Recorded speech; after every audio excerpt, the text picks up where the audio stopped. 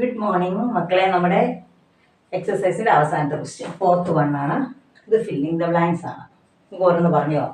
-5 + -8 = -8 + dash. Simple answer ഉണ്ടോ? നമുക്ക് എടുത്തെഴുതിയാൽ പോരെ. എന്താണ്?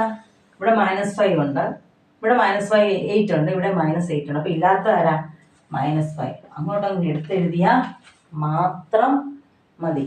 ഇത് ഏത് പ്രോപ്പർട്ടിയാണെന്ന് ഓർക്കുന്നുണ്ടോ? ഏത് പ്രോപ്പർട്ടിയാണ്? കമ്മ്യൂട്ടേറ്റിവിറ്റി. ഇത് പ്രോപ്പർട്ടി ഉണ്ട് ഇവിടെ. ഏതാണ് നമ്മുടെ കമ്മ്യൂട്ടേറ്റിവിറ്റി എന്ന് ആലോചിച്ച് നോക്കിയേ. ഞാൻ -5 എന്ന് എടുക്കുവാണ്, -8 ബി എന്ന് എടുക്കുവാണ്. അപ്പോൾ ഇവിടുത്തെ -8 എന്നാ കൊടുക്കണം? ബി എന്ന് കൊടുക്കണം. ഈ സൈഡിലെ -5 എന്നാ കൊടുക്കണം? എ. ഇവിടെ നോക്കിയേ, എന്താ പറഞ്ഞേ? A + B എന്ന് പറഞ്ഞാൽ B + A. ഏതാ പ്രോപ്പർട്ടി? കമ്മ്യൂട്ടേറ്റീവ്. ഓർക്കുന്നുണ്ടോ? Close, commutative, associate. നമ്മൾ 3 എണ്ണമാണ് പഠിച്ചത്. ക്ലോസ് എന്ന് പറഞ്ഞാൽ 2 എണ്ണം ആഡ് ചെയ്താൽ ആ സെയിം ആൻസർ തന്നെ കിട്ടണം. 2 ഹോൾ നമ്പർ ആഡ് ചെയ്താൽ ആ സെയിം ആൻസർ കിട്ടണം. 2 ഇൻറ്റിജർ ആഡ് ചെയ്താൽ അത് തന്നെ കിട്ടണം. അതായിരുന്നു ക്ലോസർ. കമ്മ്യൂട്ടേറ്റീവ് എന്ന് പറഞ്ഞാൽ എന്താണ്? A + B ആഡ് ചെയ്താൽ ഇപ്പുറത്തെ സൈഡ് B + A തിരിച്ചിട്ട് ആഡ് ചെയ്താൽ സെയിം കിട്ടണം. അതാണ് അവർ കാണിച്ചിരിക്കുന്നത്. അപ്പം ഏത് പ്രോപ്പർട്ടിയാണ് ചിലപ്പോൾ ചോദിച്ചിട്ടുണ്ടെങ്കിൽ നിങ്ങൾ ഇങ്ങനെ A B ഒന്ന് ഇട്ട് കൊടുത്തു കഴിഞ്ഞാൽ നിങ്ങൾക്ക് അത് ഈസി ആയിട്ട് കിട്ടും. മനസ്സിലായില്ലേ? അപ്പോൾ എന്നാ അടുത്ത് തന്നെ ആയിരിക്കും എന്ന് പറയാമോ? -53 + ഡാഷ് = -53.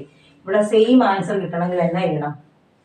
ഇവിടുത്തെ തന്നെ സെയിം ആൻസർ മാത്രമേ ഉള്ളൂ. ഇവിടെ നമുക്കറിയാം ഏത് സംഖ്യയോടുകൂടെ 0 ആഡ് ചെയ്യുമ്പോഴാണ് സെയിം ആൻസർ കിട്ടുന്നത്. ഇവിടെ എന്ത് കൊടുക്കാം? 0. സിമ്പിൾ അല്ലേ മക്കളെ? അടുത്ത് നോക്കിയേ. 17 + ഡാഷ് = 0. നമ്മളിതുപോലെ ചെയ്തിട്ടുണ്ട്. 0 ആൻസർ കിട്ടണമെങ്കിൽ എന്ത് ചെയ്യണം? അതിവിടെ +17 ആണ്.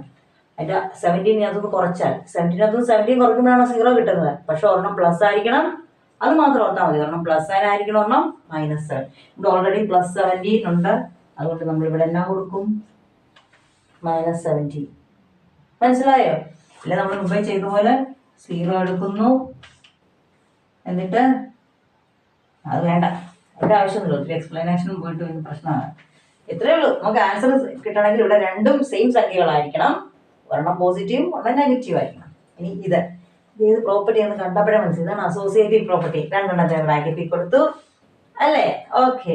ഇവിടെ നമുക്ക് ഇതുപോലെ ലെറ്റേഴ്സ് ഇട്ട് കൊടുക്കാം. 13 A ഇടാം, -12 B ഇടാം, ഇവിടെ ഇല്ലാത്തതിന് C ഇടാം. അതുകൊണ്ട് ഇവിടെ A ഉണ്ടല്ലോ, 13 ഉണ്ട്, അതിന് A ഇട്ടു, -12 B ഇട്ടു, അടുത്ത ആൾക്ക് C ഇടാം. C ഇട്ട് ആരായിരിക്കും? അപ്പോൾ C, ഇവിടുത്തെ C ആരായിരിക്കണം? കണ്ടോ? -7. ഇവിടെ ഇല്ലാത്തവരെ എടുത്തങ്ങ് എഴുതിയാൽ പോരെ. ഏതാണ്? നമ്മുടെ അസോസിയേറ്റീവ് പ്രോപ്പർട്ടിയാണ്. A + B + C എന്ന് പറഞ്ഞാൽ A + B + അസോസിയേറ്റീവ് പ്രോപ്പർട്ടി. ഇവിടെ അതുപോലെ തന്നെ ഞാൻ -4 A ഇട്ടു, 50 B ഇട്ടു, -3 C ഇട്ടു, -4 A, 15 B. ഇവിടെ C ഇടാൻ പറ്റിയ ആളുണ്ട്. ആരാ? -3. ഇത് ഇത്ര എളുപ്പമാണ്. വേറും ഫില്ലിംഗ് ദ ബ്ലാങ്ക്സ്. എളുപ്പമല്ലേ മക്കളെ? പ്രോപ്പർട്ടീസ് ഓർത്തോ? മറന്നുപോയോ? Closure, commutative and associative. എളുപ്പമായിരിക്കും കേട്ടോ. പഠിച്ചില്ല, എല്ലാം പഠിച്ചു. നിങ്ങളെല്ലാം പഠിച്ചില്ല. പാടാന്ന് വിചാരിച്ചത് പോലും നമ്മൾ ഈസി ആയിട്ടെല്ലാം ചെയ്തെടുത്തു. ചെറിയ ചെറിയ വ്യത്യാസങ്ങൾ അത് നിങ്ങൾ പഠിച്ചു വെക്കണം. അത് മക്കളെ മനസ്സിലായില്ലേ? ഫീഡ്ബാക്ക് അറിയിക്കണം കേട്ടോ. മിസ് പറയുന്നത് മനസ്സിലാകുന്നുണ്ടോ? എങ്ങനെയുണ്ട്?